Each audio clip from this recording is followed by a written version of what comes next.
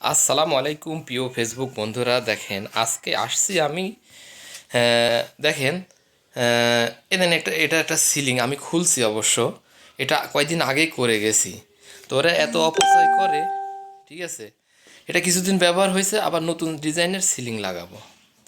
আর এই ঘরটা মূলত তেমন কিছুই না, পুরানা জিনিসপত্র রাখার জন্য একটা স্টোর রুম। আর দেখেন, এরা একটা জিনিস কিছুদিন ব্যবহার করার পরে এই যে এই ঘরের ভিতরে জমা রাখে। তো আপনাদের একটু দেখাচ্ছি কত ভালো ভালো জিনিস, পিছন ক্যামেরা দিয়ে দেখাচ্ছে, একটু দেখেন।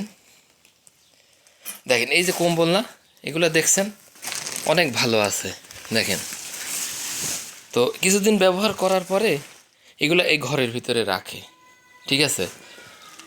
দেখেন, কম্বল, বেড, ঠিক আছে।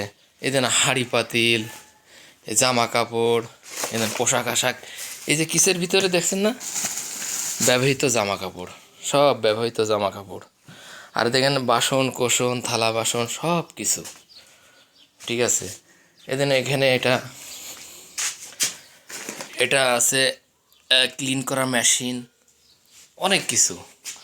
তো যাই হোক, ব্যাপার হচ্ছে এইগুলা দেখা যাচ্ছে এভাবে রাখার পরে একদিন আবার কাজেরই লোক নিয়ে এসে আবার এগুলা ডাস্টবিনে ফেলে দেওয়ার জন্য আবার গাড়ি ভরে ফেলে দিয়ে আসে। তো এরা এমনই, অপচয়ের দিকে এরা সেরা, ঠিক আছে। একটা জিনিস কিছুদিন ব্যবহার করার পরে আর এগুলো আর ব্যবহার করে না। তো যাই হোক, আপনাদের একটু দেখানোর চেষ্টা করলাম।